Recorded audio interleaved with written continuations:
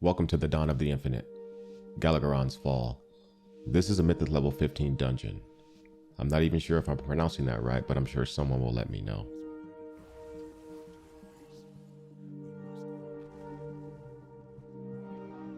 We'll pull the first 3 mobs into the group.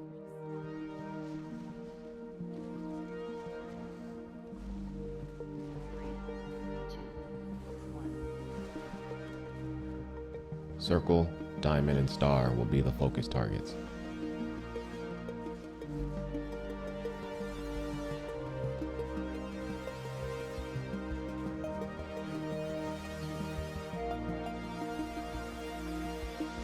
The other things we need to watch for are the time rip spins done by the Epoch.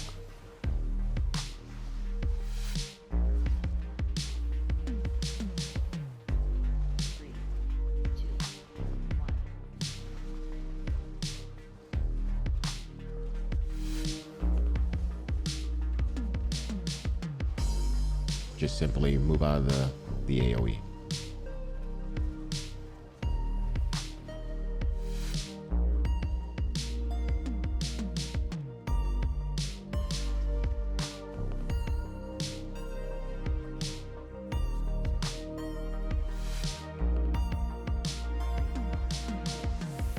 Second set of mobs, again, we just got one mob that we're monitoring, Star.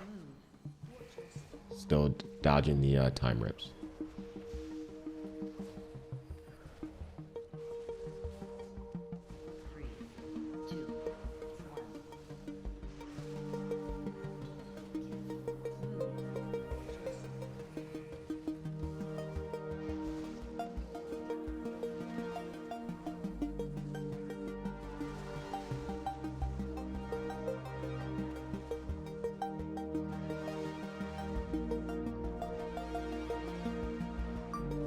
Now we approach the first boss.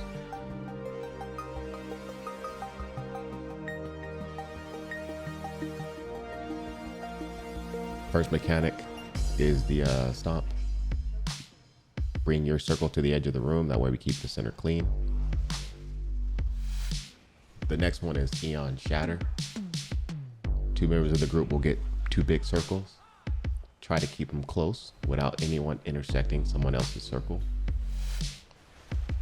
Once the boss jumps and lands on one, the person that he's jumping towards just move out of the circle.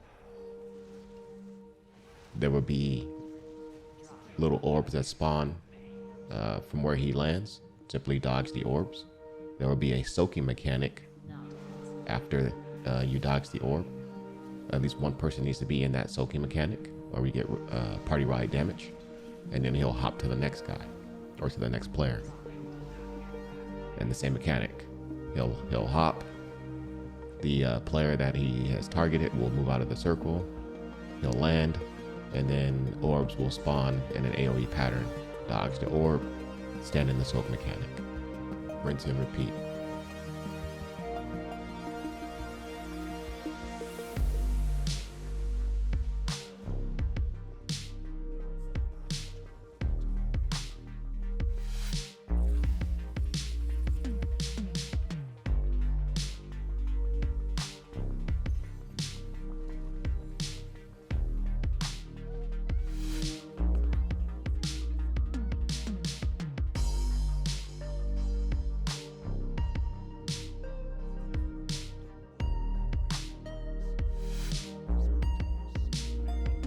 For this next room, you do not have to pull every single mob.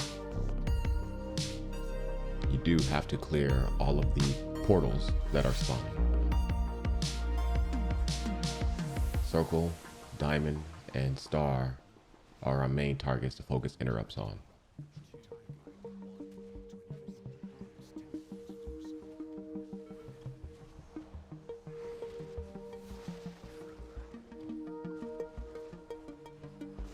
Those that get a debuff over them, simply move away from the group and drop your debuff. The one challenge that I have in this instance is that melee refuses to move, thinking they're going to get cleansed. The cleanse never happens, then we get party-wide damage.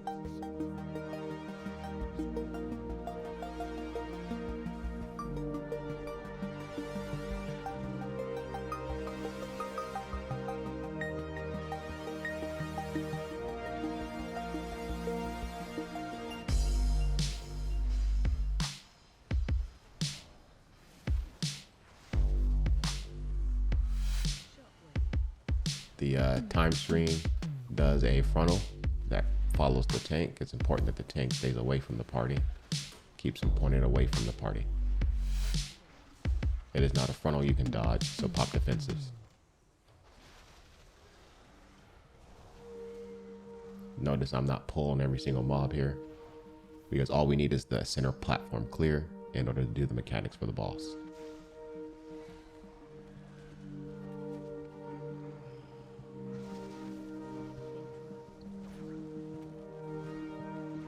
There's the frontal.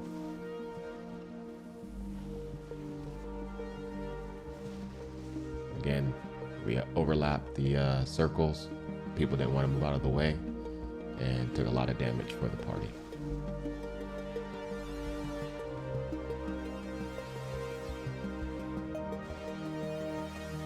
Couldn't recover after that.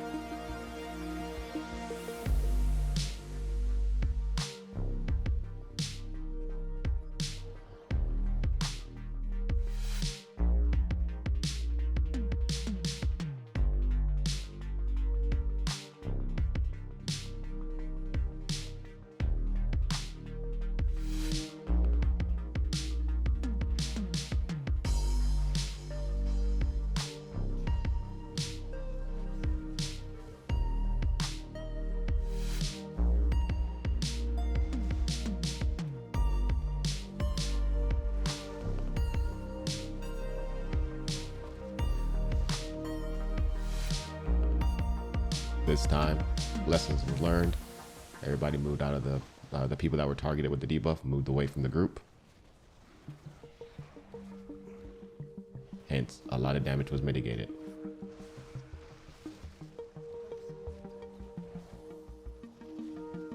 Guess we did it right the first time.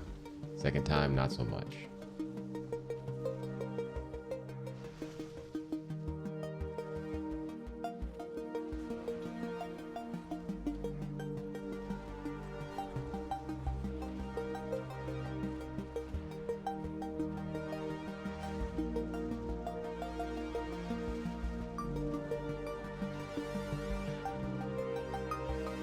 I decided to pull this boss by itself, or this mini boss by itself.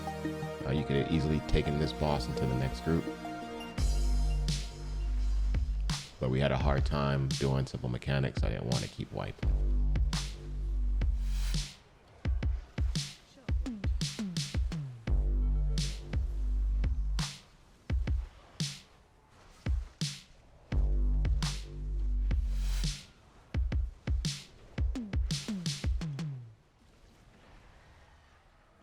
Got 3 mobs that we're monitoring: Star, Circle, and Diamond.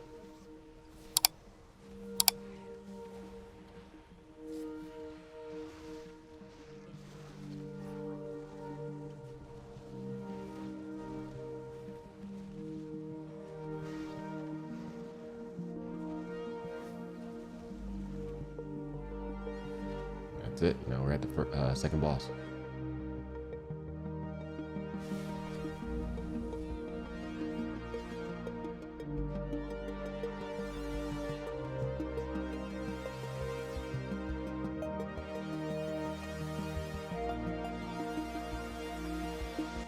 For the tank, you can just stay there until he starts casting his orbs. Then you want to be in the damage mitigating light, which is the negative damage marker you see on my screen, because that's where everything's going to be slow. You want to look for the pattern to where the orbs are being spawned, and then follow in a counterclockwise position.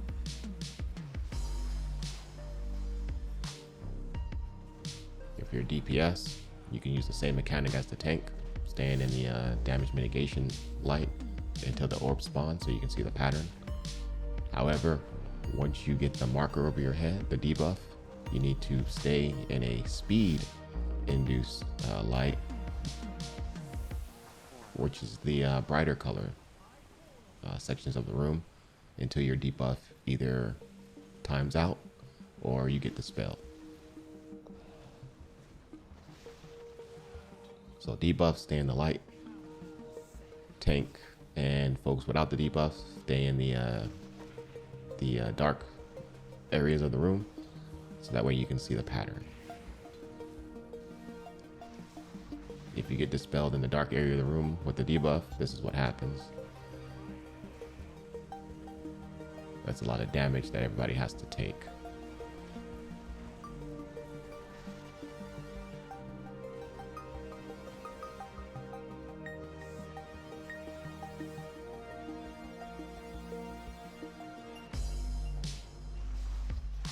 Rogue thought he was funny, did it again.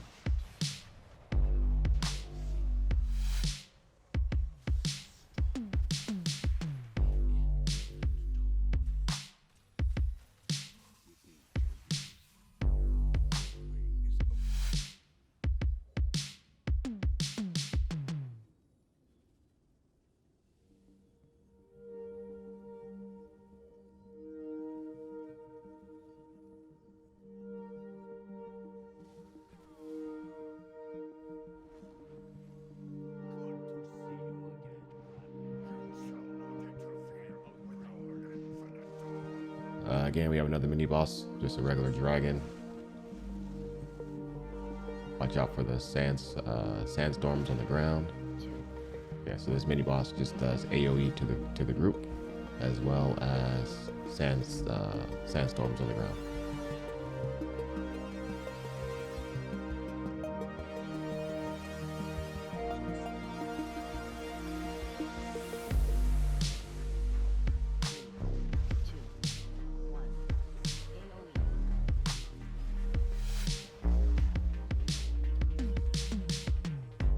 Just gonna keep going straight.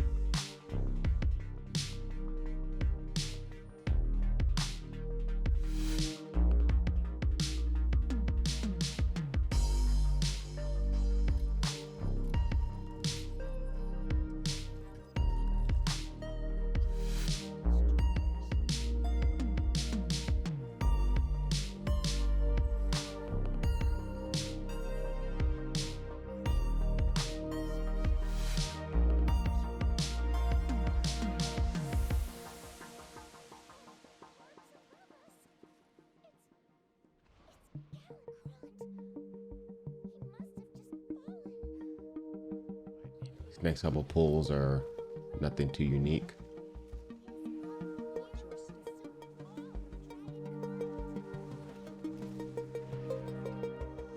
Dodging the stuff that's on the ground.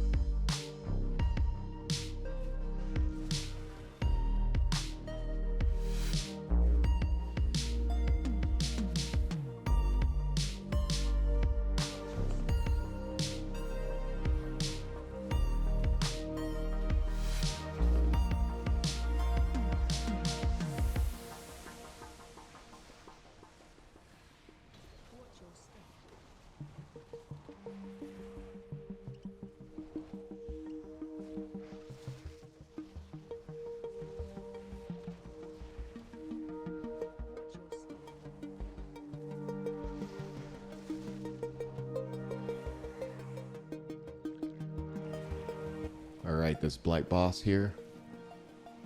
Just a big clump of ooze. It's a 3-phase fight. Each phase builds off the next. So for the first phase, you learn Hot Potato.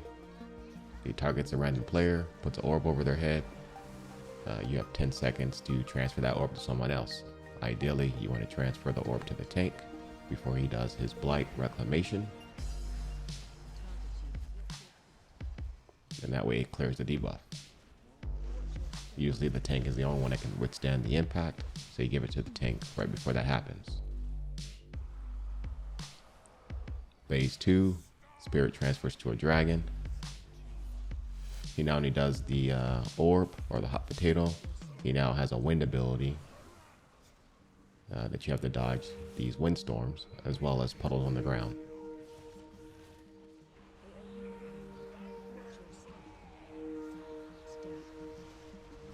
You can see I have a timer to my right that tells me I have 4 seconds before I get mind controlled or feared. And so I try to transfer the orb to another player and then get it right back because I know that reclamation is coming.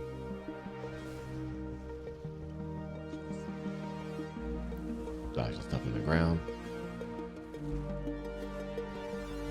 Try to make sure no one has the orb for longer than 10 to 12 seconds. And rinse and repeat. This third phase, now you have 2 dragons. They share a health pool, so it doesn't matter which one you DPS. As a tank, ideally you try to keep them together. One has a random targeted ability where he will fire a frontal at a particular person. That person can then just dodge the attack.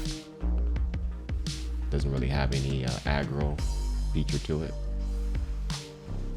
You still have to play Hot Potato, meaning that you have to transfer the orb within 10 to 12 seconds to another person.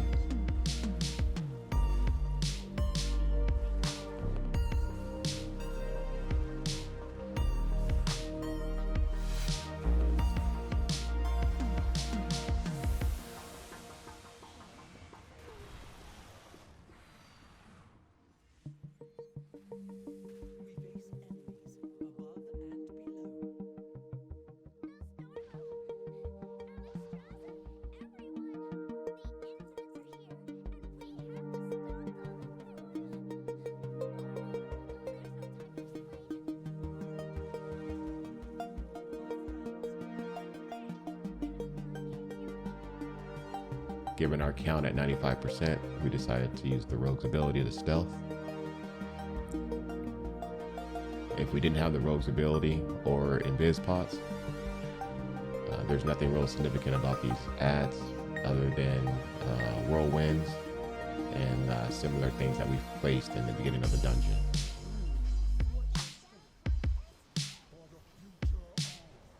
So here we had 2 groups kind of aggro onto the rogue before his vanish wore off.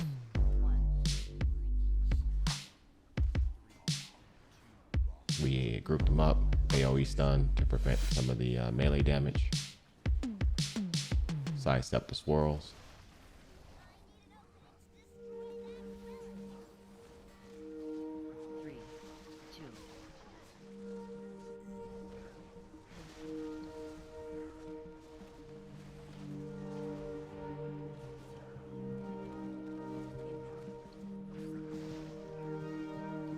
And got the mobs down.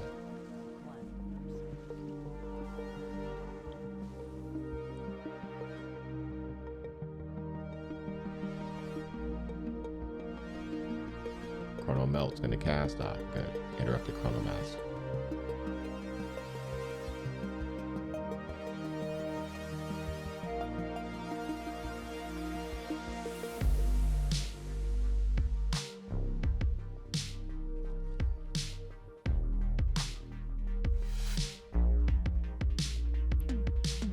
For this last boss, you have 3 phases.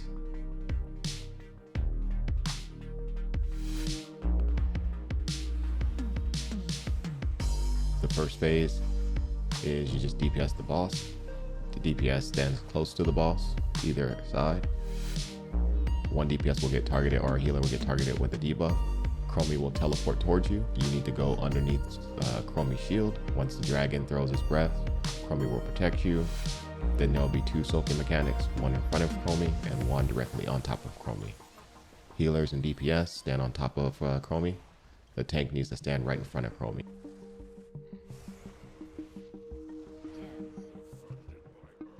Second phase, you dodge some rocks that he throws at you.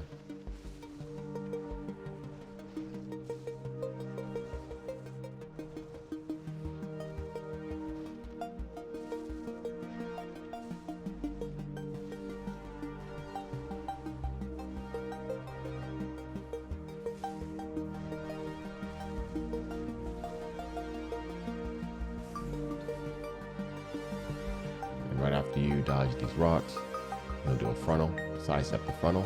2 players will be targeted with a circle around them. Do not overlap those circles. Once the frontal is done, ads will spawn. Interrupt the ads, and then go to the tank, so the tank can pick them up. DPS down the ads. They're very simple.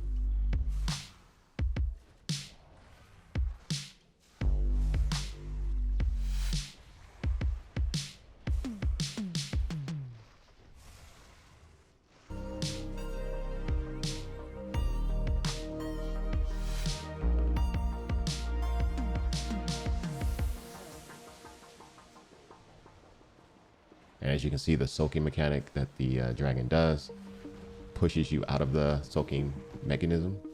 You need to make sure you go right back into that center circle spot, or else Chromie takes significant more damage. And if Chromie dies, you wipe.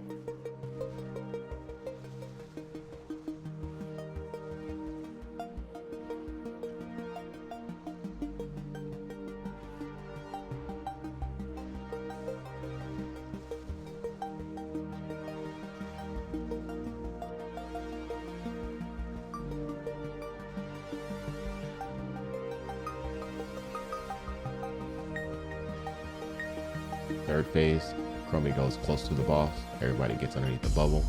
He sets up for his obliteration charge. You have a meter that you have to DPS him quicker than when his charge is complete. As long as you beat the charge, you beat the dungeon. Easy loot. You get a DPS buff as well, so save your cooldowns for that phase.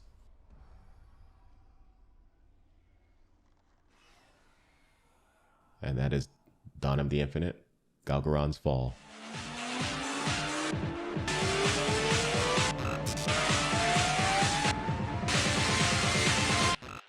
Finish him.